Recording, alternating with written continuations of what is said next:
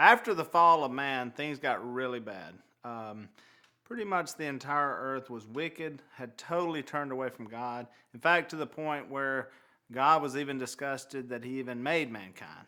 But thankfully for us, God had a plan. It involves a boat and a lot of water. And water is going to be symbolic all throughout the Bible. And this is the first place where we really see the water is going to wash away sin, literally human beings. Noah is going to build an ark. God tells Noah to build this ginormous boat. And so I don't believe Noah was a boat builder. I don't even know if there was a lot of water around.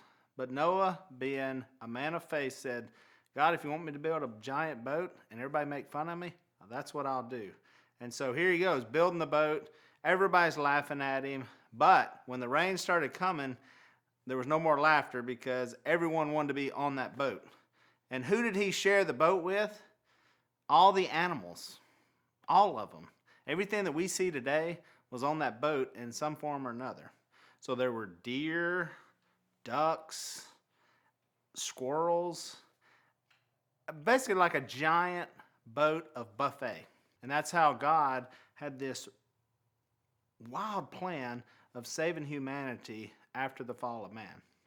So God, holding to his promises, lands the ark on dry land. I'm sure Noah and his family were glad to get their feet on the ground.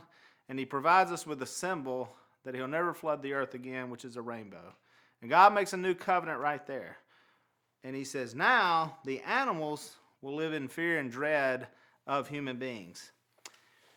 So that's where we come in. A few thousand years later, we certainly like to consume ducks, and we make products to help lure them in closer. So luckily for us, there's millions of ducks all over the planet, and they're a great protein source. So I love the story of Noah. I love the story of faith.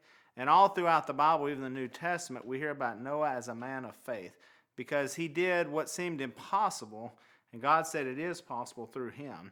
So it was part of God's redemptive plan to bring people to him. Ultimately, it was going to be through Jesus Christ. But we see even in the Old Testament years ago that God's plan was working. This plan was going. And then it was prophesying to Jesus and saying, this guy's coming. And then Jesus gets here. And guess what Jesus says? You must be born through water and spirit. We're back that water. So we never know really what God's got planned for us. My father decided to build not an ark, but he decided to build duck calls. And believe it or not, there were some people who laughed at him and thought that would never work. And God has used that one little duck call to bring a lot of his glory, especially through our family. And I didn't think I was going to even work for Duck Commander. When I was 18, I was heading out, and I would never come back, and I'd say, that's great what Dad did, and who knows, God has plans.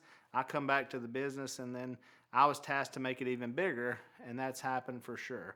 So God has a funny way of showing us sometimes we don't always know the plan. And we get to eat animals, so that's why I love that story so much.